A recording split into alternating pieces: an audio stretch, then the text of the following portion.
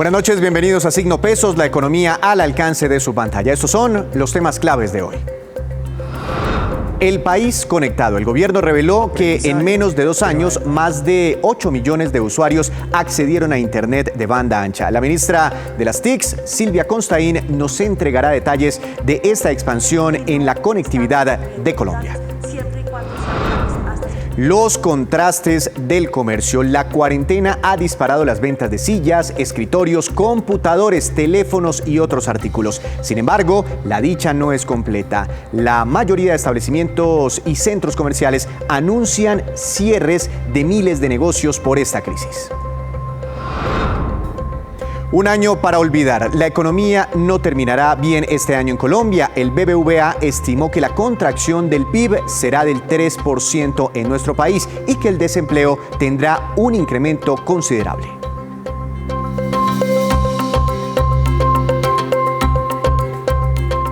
Comenzamos Signo Pesos. El Ministerio de las Tecnologías de la Información y las Telecomunicaciones presentó hoy un reporte bastante interesante con el avance que ha tenido el país en términos de conectividad. Por eso le doy la bienvenida esta noche a Signo Pesos a la ministra Silvia Constaín. Ministra, bienvenida a nuestro programa. Gracias por atendernos. Víctor, muy buenas tardes a todos los televidentes. Estoy muy contenta de estar acá con ustedes. Ministra, cuéntenos detalles de este informe. ¿Cuántos colombianos tienen acceso en este momento a Internet banda ancha y cuál ha sido el crecimiento en los últimos meses? Pues mire, la verdad es que la foto que tenemos en este momento es bastante buena. Quiero contarles que se ha pasado de 14.9 millones de conexiones a Internet con velocidad superior a 10 megabits por segundo a 24.3 millones, es decir, un aumento de 9.4 millones solo en este gobierno. Además, se ha pasado de 6.5 millones de conexiones de Internet fija en el segundo trimestre del 2018 a 6.95 millones, es decir, un aumento de casi 400.000 conexiones fijas, es decir, hogares. Y se ha pasado de 12.8 millones de conexiones a Internet móvil 4G, es decir, usted y yo caminando con nuestros teléfonos en la calle, suscritas en el 2018 a 20.9 millones, es decir, un aumento de 8.1 millones en lo corrido de este gobierno.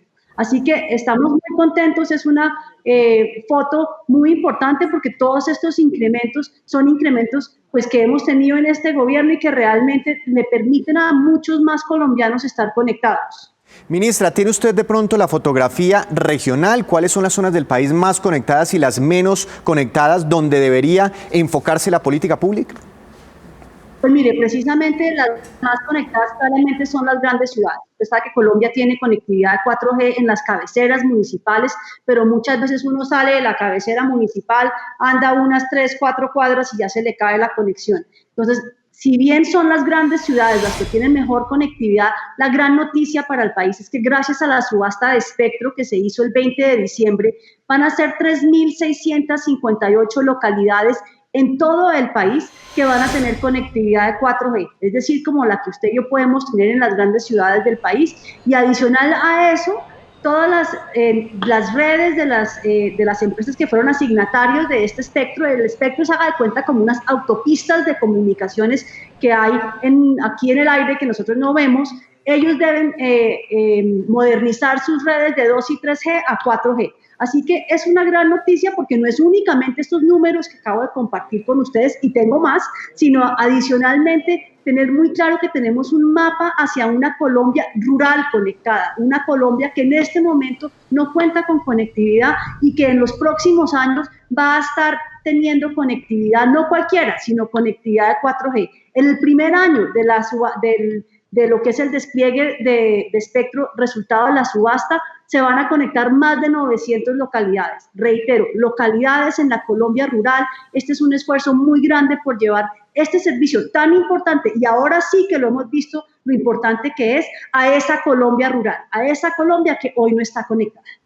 Ministra, teniendo como base esos datos que nos acaba de comentar usted, con la nueva red, después de esa subasta que se realizó el año pasado, finalmente, ¿con cuántos colombianos vamos a terminar conectados a Internet banda ancha?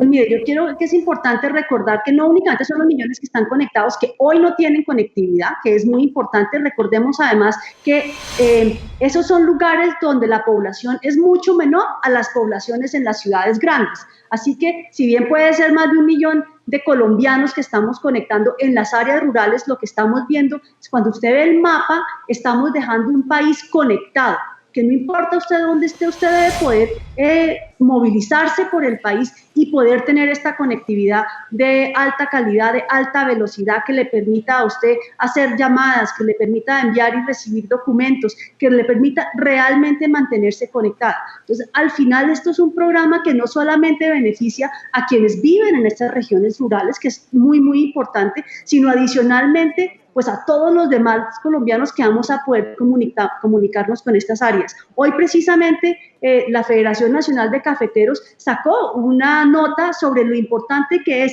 para sus caficultores los resultados de la subasta de espectro. Realmente esto es una política de cierre de brechas regionales, cierre de brechas de clases sociales, así que es una gran noticia para el país. Ya que habla usted, ministra, de clases sociales por estratos, ¿cómo está la conectividad? Se imaginaría uno que los estratos altos, pues prácticamente el 100% estarían, pensaría uno, conectados, pero los estratos más bajos, ¿cómo están en términos de conectividad, ministra?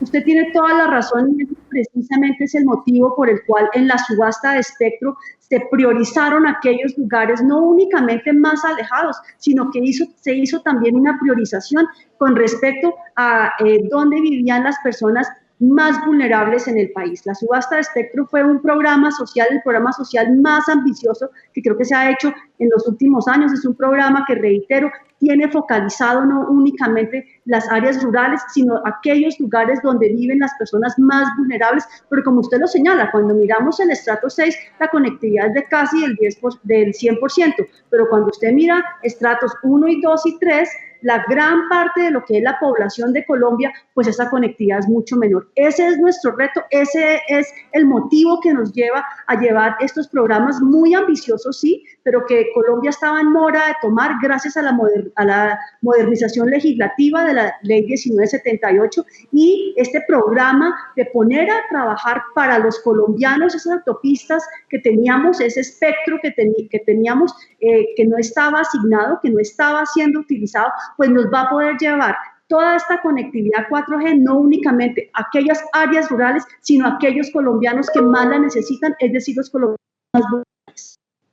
Sobre ese tema, esta semana proponía el presidente de la ETB la posibilidad de subsidiar los servicios de telecomunicaciones para los estratos más bajos, no solo para que tengan cobertura, sino también reales posibilidades de acceso, así como se subsidian servicios como la energía y el gas en Colombia. ¿Ustedes han pensado en esa posibilidad? Y es una pregunta bastante importante, ministra, porque este tema del coronavirus nos está llevando a una nueva realidad, al teletrabajo, al teleestudio, y prácticamente el que no esté conectado queda en el pasado, queda atrás y se pierde de muchas posibilidades, ministra. Yo estoy de acuerdo con usted, aquí la prioridad tiene que ser conectar. Recordemos que este es un sector que depende de la inversión. Entonces, si usted decide subsidiar, decide no conectar. Tenemos que conectar a todos los colombianos, tenemos que llevar conectividad a todos aquellos colombianos y toda esa Colombia profunda que hoy no tiene conectividad. Ese tiene que ser nuestra obsesión. Adicionalmente, gracias precisamente a la subasta de espectro, pues tenemos más actores en el mercado. Si usted mira los ejemplos en otros países, cuando se ha hecho asignación de la banda de 700, ha habido una mayor competencia, lo cual ha llevado a una reducción en los costos para el ciudadano, de forma tal que el futuro que se ve es absolutamente claro. Sí, es un futuro con un país más conectado, donde tenemos más posibilidad para que aquella Colombia rural y aquellos sectores más vulnerables tengan acceso a la conectividad, pero adicionalmente unos precios más competitivos para los colombianos. Así que creo que es ahí donde nos tenemos que centrar. Usted sabe que durante esta pandemia el gobierno del presidente Duque ha tomado unas medidas muy importantes para los estratos 1 y 2, recordemos, o mejor, para los más vulnerables. Recordemos que no se va a pagar IVA durante los próximos 4 meses para aquellos planes móviles que sean por debajo de 71.216, es decir, 2 VTs, que da un alivio claramente a la ciudadanía durante este periodo, pero nuestra obsesión tiene que seguir conectar.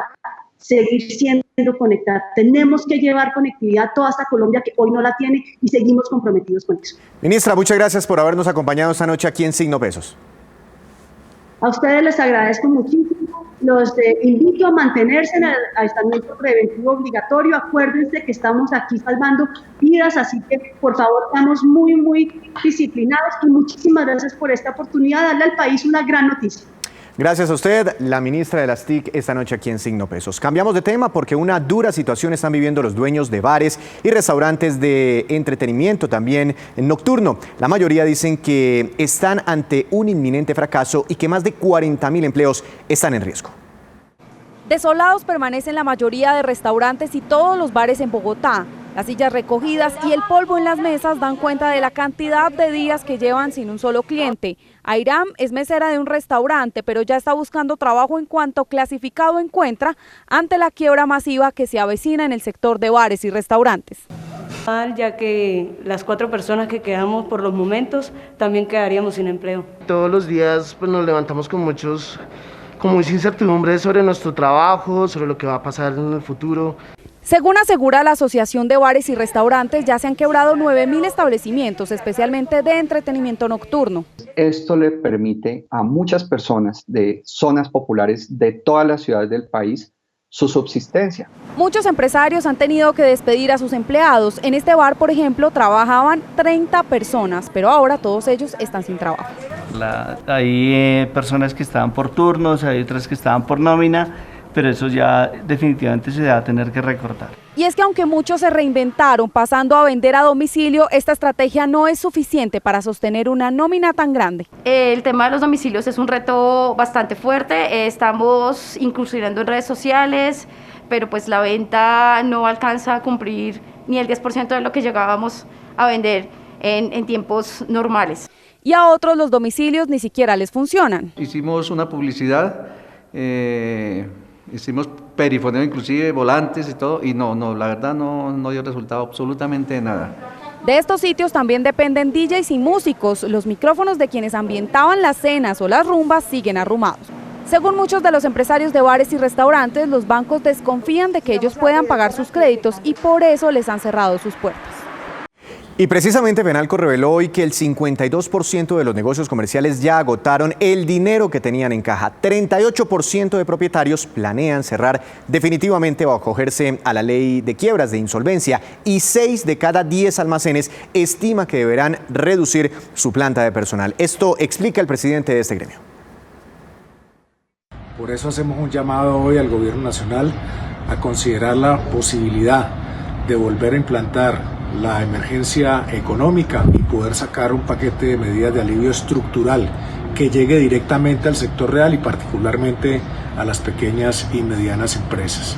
También se hace urgente ya la reapertura gradual del comercio con todos los protocolos de bioseguridad para que se pueda reactivar, salvar empresas y salvar el empleo de los colombianos. Y para ahondar en la crisis del comercio nos acompaña a esta hora de la noche también Carlos Betancourt, quien es director ejecutivo de la Asociación de Centros Comerciales de Colombia, ACE Colombia. Doctor Betancourt, bienvenido a Signo Pesos. ¿Cuántos centros comerciales hay en el país y cuántos negocios están alojando? Un cordial saludo para todos. Muchas gracias en primer lugar por esta invitación.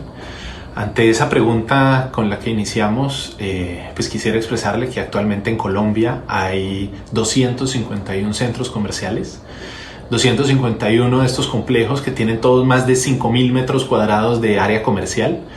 Estos complejos representan un poco más de 6 millones de metros cuadrados y estos 6 millones de metros cuadrados en términos de locales son algo más de 41.100 locales comerciales a lo largo y ancho de 61 ciudades de nuestro país. Ese es, digamos que en términos generales, lo que soy el tamaño de la industria de centros comerciales en Colombia. Doctor Betancourt, ¿cuál es la situación hoy de los centros comerciales en cuanto a nivel de actividad y pérdidas económicas? Estamos hablando de una crisis sin precedentes en la industria de centros comerciales. O sea, el volumen de afectación pues ha sido tremendo. Para que se hagan una idea, del total de 41.000 locales, o 41.100 locales que hay en centros comerciales en el país, en este momento se encuentran cerrados más de 37.700 locales cerrados en todos los centros comerciales de Colombia.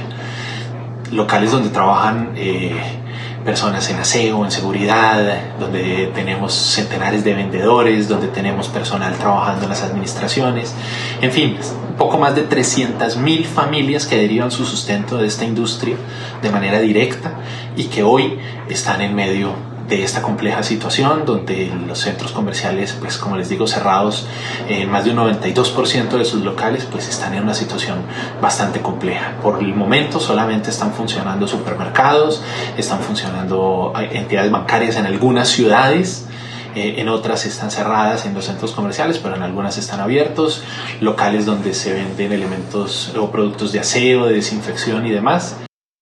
¿Y los dueños de locales cómo van con los pagos de arriendos, las cuotas de administración, etcétera? En medio de esta crisis, pues precisamente una de las mayores complejidades es que los negocios están sin ingresos.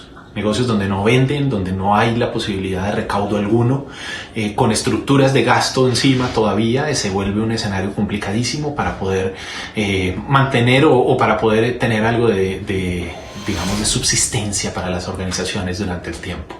En medio de esa realidad pues se viene trabajando, los centros comerciales viven hoy diferentes consecuencias o diferentes efectos por cuenta de esta condición. Por ejemplo, en términos de las cuotas de administración hay una disminución sustancial de los recaudos. Aún así los centros comerciales han hecho esfuerzos enormes, han logrado disminuir costos de manera importante en sus cuotas, pero entendemos que es un momento muy complejo. Ahí la solicitud es básicamente orientada para que la gente, y hemos hablado a la gente, para que en la medida que pueda cumpla con sus obligaciones, en la medida que pueda genere pagos, para que no se rompa la cadena de pagos y podamos así garantizar todo el trabajo, todo el empleo y toda la subsistencia de las familias que dependen de un sector como este. Para que se hagan una idea, en términos de recaudo, por ejemplo, hay caídas del 60-70% en el recaudo de las cuotas de administración, así que la situación, pues, por supuesto, en ese sentido es tremendamente grave. Pues muy complicado. ¿Y han evaluado ustedes repercusiones de esta crisis? Por ejemplo, cierres definitivos de almacenes, devolución de locales, etcétera.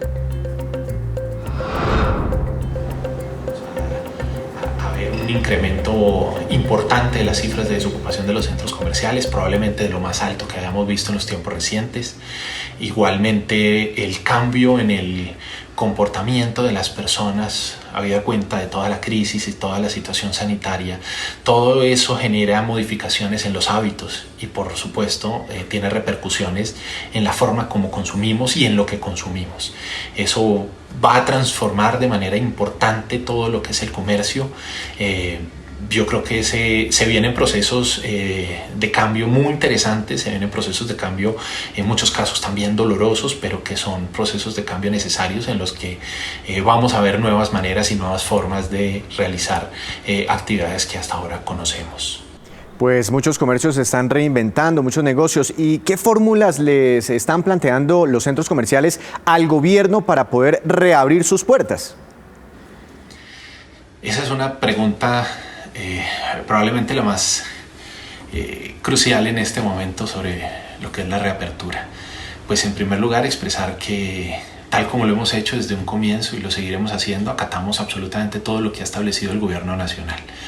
Somos fieles cumplidores de la ley, de las normas y por tanto lo hacemos y nos venimos preparando para que cuando el gobierno considere que es el momento y que es oportuno, poder retomar actividades en medio de todas las medidas y restricciones sanitarias necesarias para poder preservar y para poder darle a las personas que visitan a los centros comerciales medidas sanitarias suficientes para que puedan acudir y realizar sus actividades, ya sea ir a mercar, como ya se está haciendo, ya sea ir a comprar una prenda, ya sea ir al centro comercial, al banco, a hacer una diligencia, lo que sea que se requiera, pero que lo pueda hacer dentro de un marco en el que cumplamos con el distanciamiento social, en el que cumplamos con todas las medidas de protección para las personas y que con la mayor rigurosidad desde el centro comercial controlemos que eso funcione funcione precisamente para que continuemos todos los colombianos trabajando para evitar la propagación de este COVID-19, pero de la misma manera para ir gradualmente retornando algunas actividades y pudiendo recuperar los medios de subsistencia para las personas.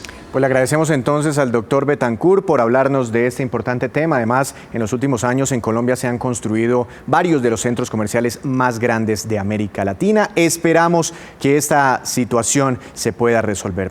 De momento hacemos una pausa y cuando regresemos a Signo Pesos, espere cómo les está yendo a las granjas avícolas y porcícolas del país en medio de la crisis económica. Ya nos vemos.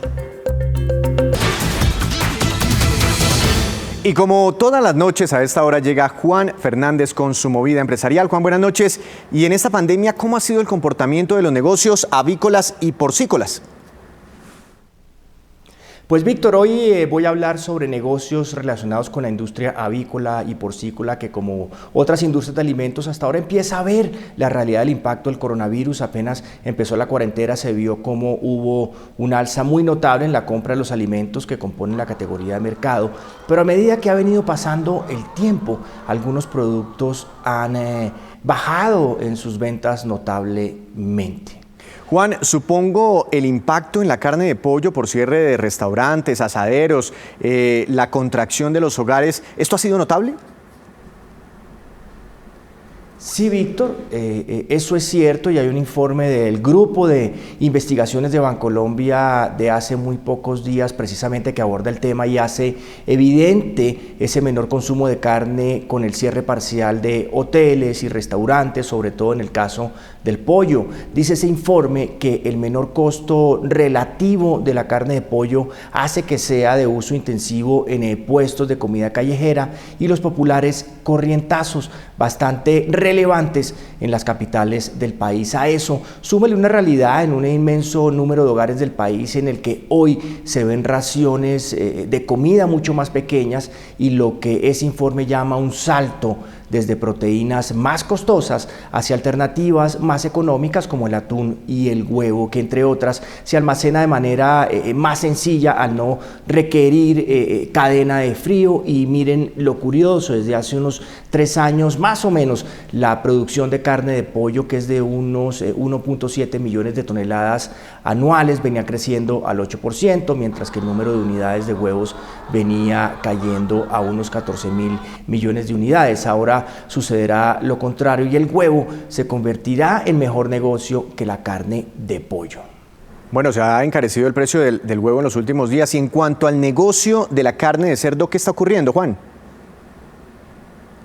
Pues en cuanto al cerdo, para los productores locales puede o podría venir un buen momento y la posible baja en el suministro de la carne importada de esa especie, que está por el orden del 20% más o menos. La industria del cerdo ha sido muy golpeada en un gran productor como Estados Unidos, donde después de una oleada de brotes de coronavirus en las principales plantas, pues muchas de estas han sido cerradas, mientras ahora se debate si los cerdos deben ser sacrificados.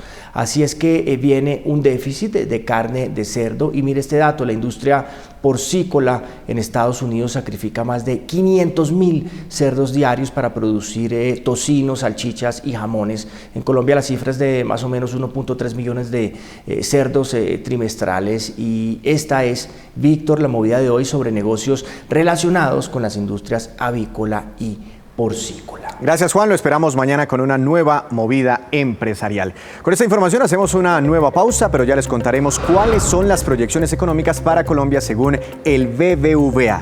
Enseguida nos vemos.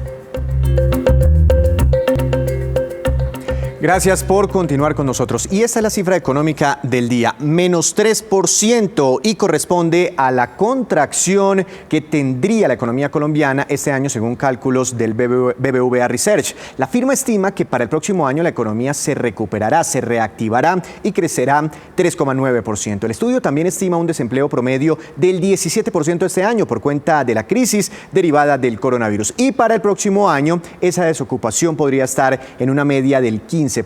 Precisamente, la economista jefe del BBVA, Juana Telles, nos cuenta detalles de estos estimativos. sobre todo responde a un choque sin precedentes. Es un choque que ataca dos cosas a la vez. Tenemos un choque de oferta muy importante por las medidas de confinamiento que han puesto un freno de mano en muchos sectores de la economía colombiana. Y también tenemos un choque de demanda. Las familias no están consumiendo, las empresas no están consumiendo.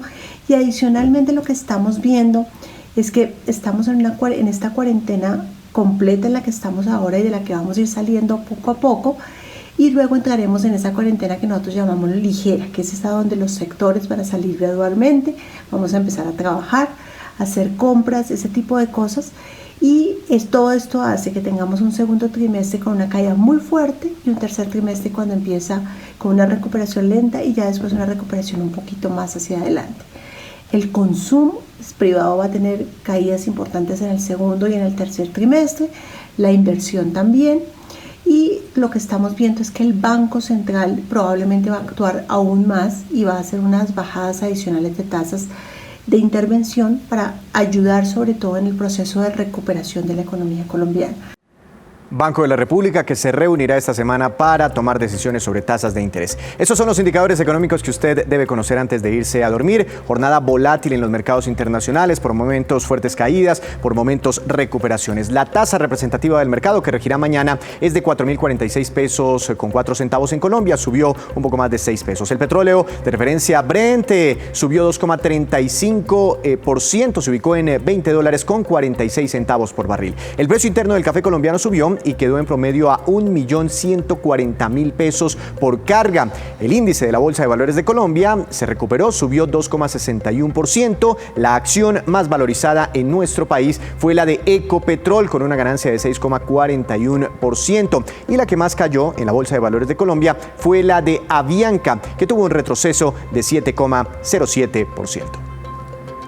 Y antes de despedirnos, los dejo con este dato muy interesante. Desde mañana, Cine Colombia llevará a domicilio productos que tradicionalmente vende en sus salas de cine. El programa se denomina Para que no nos extrañes del todo y cobija a productos como crispetas, perros calientes, sushi, nachos, ceviche, etc. Por ahora, llevarán domicilios solo en Bogotá a través de la plataforma Uber Eats. Y así terminamos por hoy, pero mañana los esperamos con una nueva emisión y con toda la información económica que usted necesita saber. Esto es Signo Pesos, la economía al alcance de su pantalla. Que tenga una feliz noche.